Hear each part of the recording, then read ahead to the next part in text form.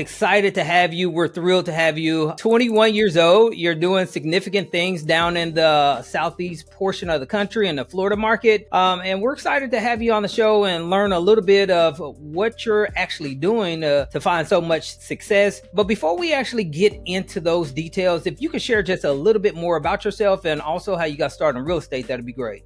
Yeah, absolutely, man. So, like you said, I am, I guess, kind of on the younger side of some real estate investors. I am, 21. I'm flipping currently about 80 or so houses a year. I got an awesome team of, 10 people, and, that 10 people includes myself, so 9 others. And, we just kind of like to get things done down here. Like I said, like you said, I should say, I started getting into flipping right out of high school. I bought my first property that was a little condo by the beach. I bought it because everyone was like, go get some passive income, go get some rentals, and which is great if you already have money. But I was coming out of high school, I barely had enough money for a down payment on it. A couple $100 a month wasn't really going to change my life, so I decided to end up flipping that condo, made some money on it, bought another house and then another 2 houses, and then kind of just kept flipping from there. If we could backtrack just briefly. And so 21 years old, you started right after high school getting into real estate, but you also had a few odds and end jobs between there. Just kind of explain to the audience exactly what did that lull or that period before you actually start getting some traction actually look like, as far as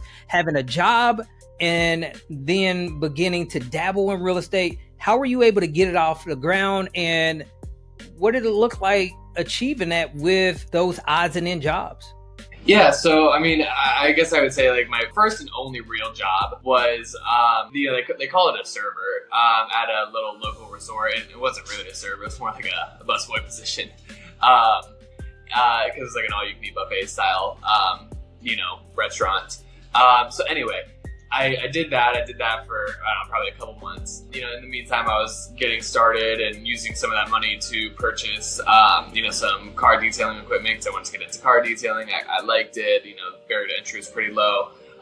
Started doing that. That was my main source of income for a little while, while I was in high school, and then, just after. Then I got into real estate, and I slowly stopped doing the car detailing business as I was able to make some money from real estate. But, I still did it for a while until I was able to, supplement. If we could bring things up to more current events, what exactly are you doing today? You mentioned that you are flipping somewhere close to about 80 homes per year. You've got a team of 10 people, including yourself. How are you going about funding these flips, and how are you keeping these projects on schedule? Yeah, definitely. So as far as funding, I guess I could start with, how I started out versus how I'm doing it now. I started out just, going to hard money, paying the fees on the hard money costs. You got to put some of your own money into the down payment and everything like that. I did that for a while. That was fine. Then I got into learning how to raise private money for things. And, once I had a little bit of a track record, it wasn't like, my first, 1, 2, 3, 4, 5 deals. I was able to, build people's trust, so where they wanted to invest in, my deals, right?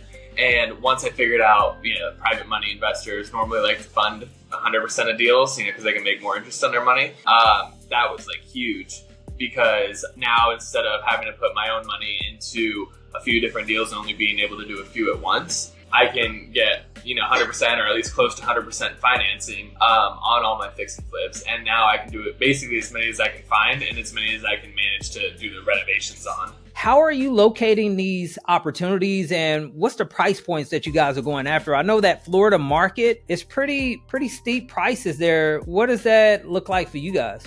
There are some, more expensive, areas. I would say, on the low end, I've bought stuff for, at or below $100,000, and not a whole lot. But, for the most part, we're buying stuff around 300,000 or so, and, selling retail around 500, more or less, some lower, some higher. Like I recently just bought a house for $1.3 million that's, needs about $230,000 worth of work that'll retail for about $2 million. But that's not something we do, every day per se.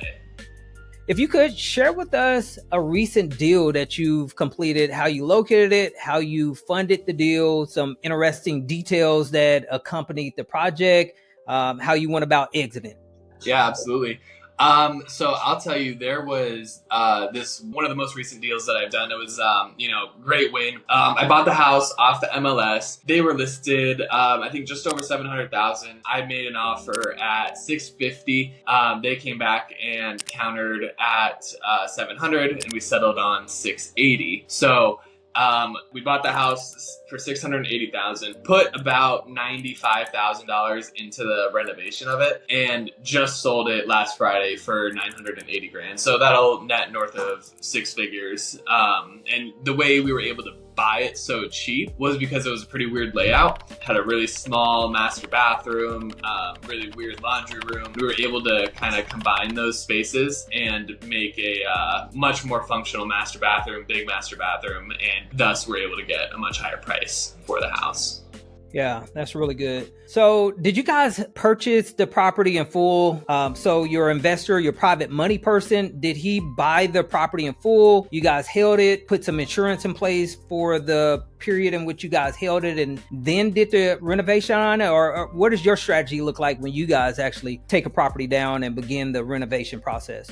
Yeah, so the way that we will do it a lot of times, and this depends on the price point. Like, this is a higher price point house, right? So didn't feel right tying up so much of one investor's capital in this deal in a first position mortgage, right? So like on the more inexpensive deals, I will have, the private investor, they'll come in, they'll mortgage, all the purchase price and all the renovation. Now they didn't do that in this case because it would have been, close to 800,000, right?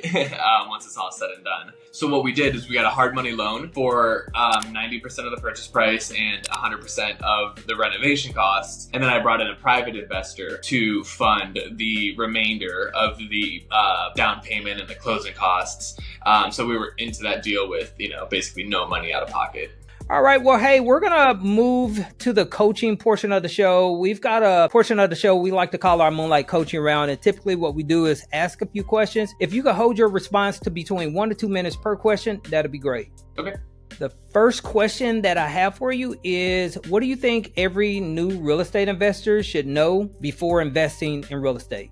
I would say one thing that every new real estate investor should know before they jump into real estate is that things are just going to cost more than you expect. Your closing costs, probably the first few deals are going to be more than you expect. Your interest fees, all the expenses that go into buying a house, they add up a lot. So, a lot of people say, hey, I'm going to buy this house for $200,000. I'm going to put $50,000 into it and I'm going to sell it for $300,000. Well, and I'm going to make $50,000. Well, no, you're not, because you have to pay closing costs when you buy it, holding costs, loan costs, commissions when you sell it. That's actually probably like a break-even deal. Maybe you make like 10 grand. If everything goes according to plan. So you really need to be diligent in estimating all your costs and just overestimating, because there are just going to be more costs that you don't see. You're probably going to go over budget on your first few deals just until you understand estimating renovation costs. Even if you do estimate costs perfectly, there might still be something that comes up. So definitely plan for things to be more expensive than you thought. The next question is, knowing what you know now, what kind of advice would you give a person attempting to get where you are within your real estate journey about balancing business and life? I would say for people that are wanting to get where, let's say, I am right now, right? Everyone's situation is going to be different, because I'm a young guy. I don't have a wife and kids or anything like that I have to, go home to and take care of. That's going to take up a lot of my time right now. So I'm able to devote a lot of time to working right now. When I'm off and I'm spending time with, my parents or my friends or anything like that, then, I do try to be as present as possible. And I know I can work on that for sure. But as far as, if you have the opportunity to go and work, if you're young, you're single, work as much as you can, right? So then later on, you can spend time with your future family. This is the advice from my position. But if I was talking to someone that maybe does already have, an established career and a family and doesn't have as much time, find times where you can work. Is it, going in an extra 2 hours in the morning so you have an extra 2 hours in the evening to work on whatever you need to do for your side business, weekends. But, definitely still take some time, at least, half a day a week, 1 day a week, just to kind of rest and reset. And then you'll be much more efficient for the next week, and you'll just be relaxed and ready to go as hard as possible. Next question. If a person had minimal amounts of time, no money or experience, but they wanted to start a business like yours, what steps would you recommend for them to take to start and scale a business like yours? Well, I would say, go figure out a skill that you're really good at and that you can monetize well. So, for me, that was, I washed my car like every week, and I was very meticulous about it. So that was a skill that I had. Then I, got into it, with a friend, and we started doing that as a business to actually make money from it. Was able to save up some money and then, put that into, building a new skill for myself that would make even more money. So, I had time, but not money, when I started. And most people have one or the other. I would say too is, once you do some deals and you make some profit, don't just, take it all out, right? Like reinvest into coaching, reinvest into mentors, because I've put a lot of money over the last few years into mentorship and into just education, because I know that if my mentors have learned something in 20 years and they teach it to me, I can do what they did in 20 years, ideally in 4 to 5 years, because they are giving me all the blueprints essentially, right? So it's worth spending the money on that. That's some of the probably best advice I heard when I was starting. The last question I have for you is, what is the greatest coaching advice you could give to a new person about knowing their numbers? So when I say knowing their numbers, I'm referring to KPIs, putting money to the side for taxes, how much income you have coming in, how much expenses you got going out. What kind of advice could you give a person about knowing their numbers? Yeah, absolutely. So, as far as knowing your numbers, number one, I would talk to someone who is doing what you want to do and is successful at it, right? Because obviously if they're successful, they've known their numbers, right? So the first hire that I ever made was a bookkeeper. So I got a bookkeeper to keep track of my renovation budgets, track of our closing costs, and holding costs and everything, to give us a P&L on every single job, right? So once we get a P&L, we understand, hey, this is what we're actually making, this versus what we thought we were making. We thought we were making 40 grand, we're only making 25. Now, if we do that over 10 houses, that's $150,000 we just lost. So, track your numbers. Whether you do it yourself or you hire a bookkeeper, you can do either, but I would definitely recommend to hire a bookkeeper. You can, contract them out as a service. It doesn't cost very much to do that, maybe a few $100 a month maximum. And they will make and save you way more money than they will cost you. We're going to start wrapping things up. But before we do, we always like to have our guests share a great personal development book or either a great business book.